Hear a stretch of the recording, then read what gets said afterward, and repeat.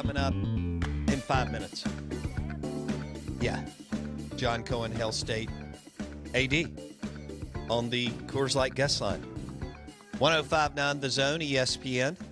The Mississippi Ag text line is 601-885-ESPN. I'd like to know from you, one, would you attend a game this fall, college or NFL? Would you be comfortable with that? With the information and data that's coming out? And two, does it make a difference whether it's a dome stadium or outdoor? 601-885-3776. Huh. Got a lot of no, it wouldn't bother me. Did get one person who said they'd be more comfortable outside, but not that they wouldn't go inside. Yeah. So most people, it seems like if you're making the decision to go, and that would be my point, is like, aren't we splitting hairs at that point? Like, how could it possibly be any less safe in a dome than outside? Like, if you're near 30,000 other people, heck, if you're near 50 other people, I imagine the odds are what they are. Right. You know, whether, like, sure, but will it peace of mind make you feel better to have outdoor air? Maybe, I guess. I don't know. But when have you been in a stadium of any, like, repute over the last 20 years and felt stifled or stuffy? It's not high school. The Superdome is very well aired. Like, you know, you're not going to have, like, stale air. Are you giving the Superdome ventilation system props? I don't know a stadium at this point, with all the massive renovations and redos and new stadiums over the last 20 years. I just don't know a pro stadium where you would feel like you're in some, like, health trap. Okay. You know, it's not. If it's full of people, then it's full of people, whether you're inside or outside. I just don't think that matters. Out of bounds, ESPN 105.9 The Zone. Will you attend a college or NFL game if we have football? I think they're playing. It's just a matter of when. Shoot us a text, 601-885-3776.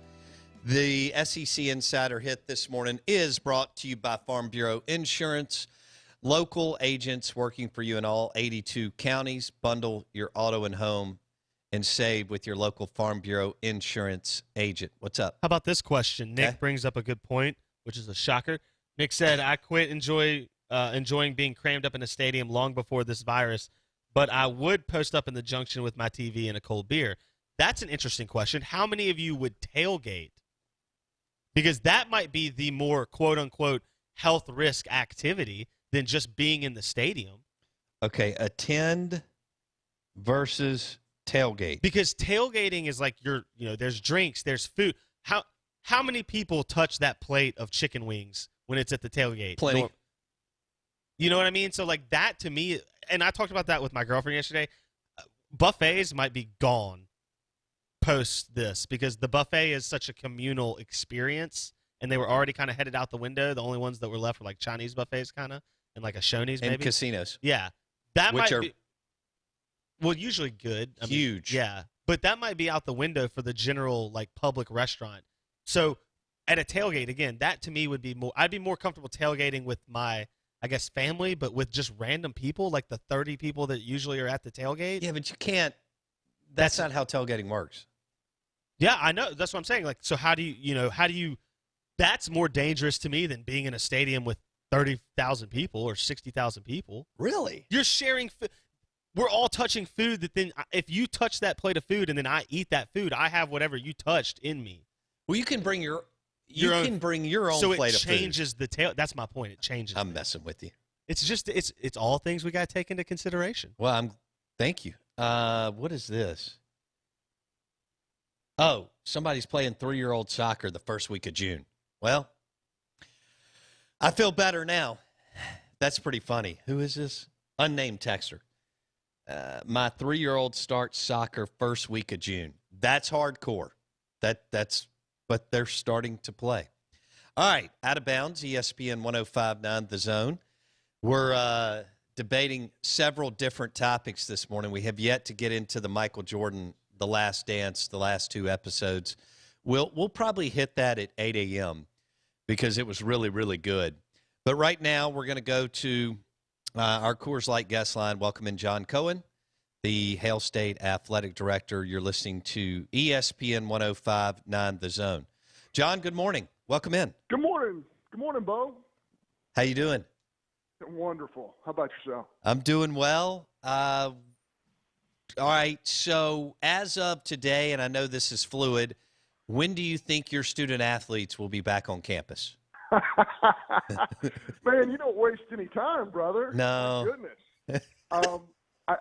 I really believe it's going to happen in June, but I have no basis for that whatsoever. The virus is in charge a little bit of that, and the sooner the better. I mean, obviously our kids are working out. They're spread out in their hometowns all over the United States. We'd love to have them back, but we're going to make sure we put them in the safest environment we can. And, gradually our university is opening up in June as well. It's something that's got to be decided at the local and probably more importantly at the conference level as well. So we'll continue those conversations, and we're going to comply with the best league in the country, the Southeastern Conference. There is nothing easy about this.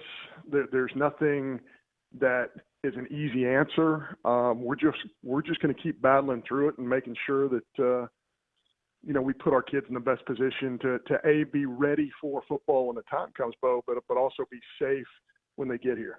So y'all have conference calls every day, right? All the ADs. Hey, we're going to have 3 this week, so we won't have one every day. It'll be 3 this week. Yeah. And then how many do Dr. Keenum and the presidents have with the commissioner? I believe it's 1 or 2. And again, there's a lot of back and forth. It's like anything else. Every day we get a little bit more information. We feel a little more informed. And I think our presidents have really difficult decisions. You're talking about bringing back at some point 22,000 kids, at least to our campus, and you want to make sure that all of them are safe and healthy, and you want to make sure that they get the best educational experience they can, that we can provide them. I mean, that's not easy. And again, this is. I just feel very fortunate, Bo, that Dr. Keenum's at the helm. He's the best.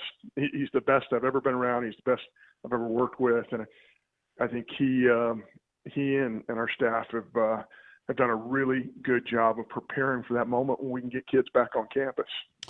John Cohen on the Out of Bounds show. You can watch the show, YouTube channel, search Out of Bounds Sports. So right now, y'all are preparing for June, and so all 14 institutions are planning for some time in June, and obviously that's subject to change, is what you're saying. Yeah, and here's the other thing. Well, I mean, common sense tells you that, maybe Nashville, Tennessee it has a different health risk, with gatherings than Starkville, Mississippi. And I'm just using Nashville as an example. I don't even know if that's honestly the case at this point, right now, at this very moment. But I'm just using that as one example. But certainly there is going to come a time where geographically there's going to be differences in risk assessment. Mm-hmm. There just is. I mean, common sense, even in our own state right now, though. I mean, I believe, was it 6 counties last week that Governor Reeves, had a different type of health advisory for those counties than he did the rest of the counties in our state. So I think there's definitely going to be some of that within our league, and some really difficult decisions are going to have to be made. Interesting. John Cohen on the Out of Bounds show. So as of today, the league is preparing to start football on time, but then again, you don't know what's going to happen the rest of this month, June, July, and August. The optimism for me comes from the amount of time we have. And I was just reading about a drug that had some really good trials last week. Bo, I'm just optimistic because I believe in American ingenuity. I think we're going to figure this thing out, and No question. It's not going to be perfect, at least not at the beginning. But I do think we're going to be able to get started. I'm very optimistic that we're going to get started. On opening weekend on September 5th. The challenge again is with all these non-conference dates. Again, our health situation here has to match up with their health situation in their area. Mm-hmm. So, I listen, I've been following the health situation in Las Cruces, New Mexico, because, for those kids to come to Starkville, they're going to have to be put in a situation where they're healthy and they're in a safe environment. Depending on, so the SEC, another Power 5 conference may choose to do X, and another one may choose to do Y, right? So it's just going to depend on, again, like you said, sometimes geographical, risk assessment, and so on. Do you agree with that? I do. And, Commissioner Sankey said that many times. Geography is going to play into this. I listen, I'm going to go back to my baseball days real quick. Some people think I've never left my baseball days. but my baseball days, I was at the University of Kentucky. Well, guess what? We're able to practice early in February, late in January. Legally, are we allowed to go outside? Of course we are. We're allowed to go outside. In early February, late January, could we go outside to practice baseball? While in Gainesville, Florida, it's 72 degrees and sunny, we weren't able to go outside because the temperatures were cold or there's snow on the ground. Now, at some level, and again, I'm just posing this as a question, but at some level, the league can't say, hey, this isn't fair. Kentucky can't practice outside because of their weather conditions, but Florida can go outside. That's not even thought of. It's just a geographic difference. Is this situation exactly like that one? No, not even close.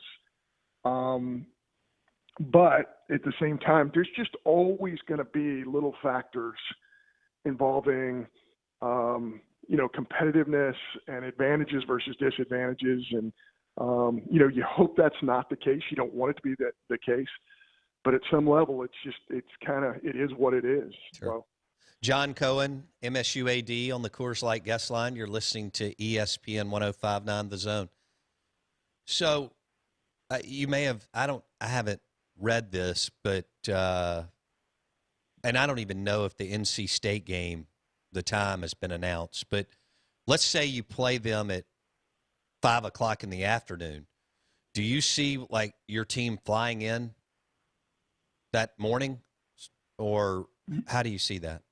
Well, nothing's off the table. If we feel like, and again, you can't make this statement until you get to that time because we could live in a totally different world at that time, Bo. But playing along with this, if we feel like our kids are not safe in a hotel at NC State, and I'm not demeaning hotels at NC State. I'm just saying if we feel like it's not an environment that's conducive for the overall health of our team, yeah, I could see us doing what you're suggesting, flying in the day of. And again, I know as a coach, some of the best performances my team has ever had is just, driving in and playing on that day. Sure. I think this is just me personally, but I think that there's just so much put into you have to show up the day before, you have to do this, hey, you and I both remember there were times where that wasn't the case in any sport. Sure. And I believe in the, the human spirit, and I believe that things can get done, and I don't think it affects play as much as most of us want to think it does. All right. So, all right, this is a no softball interview. So I'm kind of throwing sliders. Really? You could have fooled me, Bo. Well, I'm not trying to everybody's just, they want whatever answers I guess you have today or information. And the one thing that I get asked here when I'm out and about is, are we playing football in the SEC? So, I mean, that's also a good thing for you and Keith Carter and Greg Byrne and so on, because those are your clients and customers. All right. So the metal detector thing has been a real challenge. All right. Everywhere. Sure. And then you throw in, like, what is it? What are y'all going to have to do at the gate? Like, are people going to sign waivers? You going to get fever temp? I mean, that could take a long time. And so if it's already bottlenecked, are those conversations that y'all have had as ADs and with Commissioner Sankey the last 6 to 8 weeks? Yeah, absolutely. And, you know, you mentioned metal detectors. We were the first school in the league to put metal detectors in. It is a rule, a policy, a bylaw in the Southeastern Conference that you have to have metal detectors at this point, and along with the clear plastic bag policy. And I know that it's not fun to go through those situations, especially with the 102-degree heat index. But, you know, as you mentioned, we're in contact with the NFL. We're in contact with our league, and we're in contact with all the other leagues around the country. There's a lot of shared information, and that's really good. We don't know exactly what it's going to look like, but we're preparing for everything. I would imagine at this point, and things could change, but I would imagine at this point, fans will probably be screened in some manner before they enter the stadium. Again, we could live in a different world 3 months from now than we do from right now. But if we had to do it now, that's probably how it would be done. Our players are going to be screened constantly. And let's remember, there's a difference between screening and testing. You know, common sense tells you can test someone and the next day they could have the virus. Mm-hmm. So there's pluses to testing, but there's also some negatives to testing. The screening part has to be a constant. And I think everyone's in agreement with that. Will we screen our fans? Not 100% sure at this point. If we had to do it tomorrow, yes. Right. We would screen our fans. Interesting. Okay, John Cohen on the Out of Bounds show and the Coors Light guest line. We'll do a softball interview later, all right, like 3 weeks from now. But I'm just trying, we're just trying to, work through this and so on, because our listeners are hit me up with several different questions that really the answers aren't there right now. Blake, do you have a question for John Cohen? Coach Blake Scott here. My question's kind of what we've seen this from listeners too. College baseball has had two things greatly impact it. Obviously, we didn't have our season, so now the NCAA has allowed seniors, grad transfers, anyone with that last year of eligibility to come back next year. And then Major League Baseball shortened their draft unprecedentedly to 5 rounds. Can you talk a little bit about what conversations y'all have had to how to manage the obvious influx in roster and what that may have in terms of a lasting impact on changes on college baseball, like scholarship restrictions and things like that? Well, yeah, certainly. Baseball, without a doubt, is the most complicated sport. When you talk about shortening a season, stopping a season, and also changing the nature of the draft, what we have been asking baseball coaches at the highest level to do forever, I mean, from the days of Coach Polk and before, we've been asking them, especially when the early signing period was created in November, I believe that was in the early 90s, we've been asking college baseball coaches to be mind readers, fortune tellers. We're asking them years in advance to guess where a kid's going to be drafted, either out of high school or out of junior college or as a third-year player or a 21-year-old kid. We're asking these coaches to predict the future, and it's something in the Southeastern Conference the coaches do very well. Chris Lamonis does it outstanding. And you do that by having a relationship with professional baseball. But, hey, just 7, 8, 9 months ago, when you're in an early signing period, you're saying that there's going to be 40 rounds, and here's what I think about our current players. Here's what I think about the players coming into our program. Well, that's all different now. Mm-hmm. I really appreciate the fact that the NCAA has allowed seniors to have another year of eligibility, along with all players to have another year of eligibility, and the seniors' scholarship aid doesn't count toward the 11.7. I think that's huge. Only seniors really don't exist in the Southeastern Conference when you think about it. I mean, they're just, it represents less than 10% of the players in the Southeastern Conference. Wow. So, yeah. And when you look at the Pac-12, it represents less than 8% of the players in the Pac-12.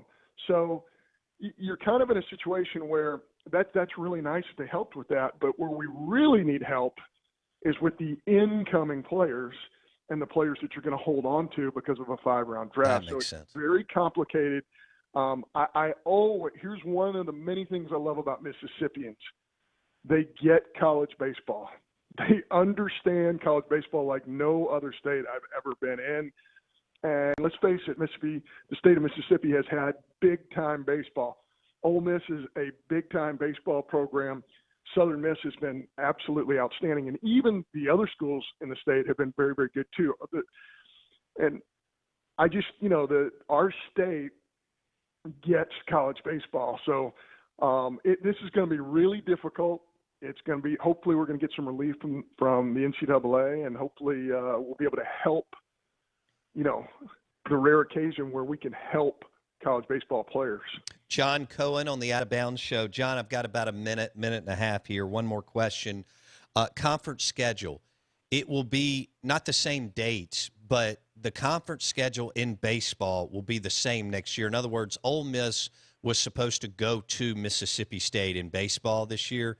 Is that right? Or yeah, I don't think that decision's been made as of yet either. Okay. And there's some complicating factors with that, like graduations, Super Bulldog weekends, things of that nature. So I'm not sure if we just skip ahead to the schedule it's supposed to be. I think that's something we will discuss later on. Right now, with football and our fall sports, volleyball and soccer staring us right in the face, that's the priority. But we will get to the scheduling element for the spring sports at some point here in the near distant future. Okay, so 30 seconds as of today, and this could change, but give me a percentage on student athletes coming on campus in June.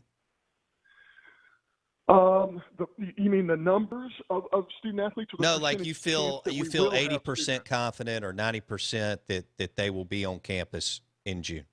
I would say 85% chance we're going to have fall student athletes on campus in June doing voluntary workouts. Cool. All right, in a week or two or three, we'll do a softball interview. But I had to bring my slider, that is just filthy this morning. But hey, thanks for coming on and going through some of this with us, John. Appreciate it. Absolutely. Hey, Bo, let me just say this. That was a guess. So anybody who quotes me on 85%, sure. I was guessing, my friend, because this could all change in a heartbeat. But I appreciate you letting me on today, Bo. Thanks, John. Take care. Yes, sir. John Cohen, Hail State AD on the Coors Light guest line. The SEC Insider Hit this morning, brought to you by Farm Bureau Insurance. Bundle your auto and home and save with your local Farm Bureau Insurance agent working in all 82 counties.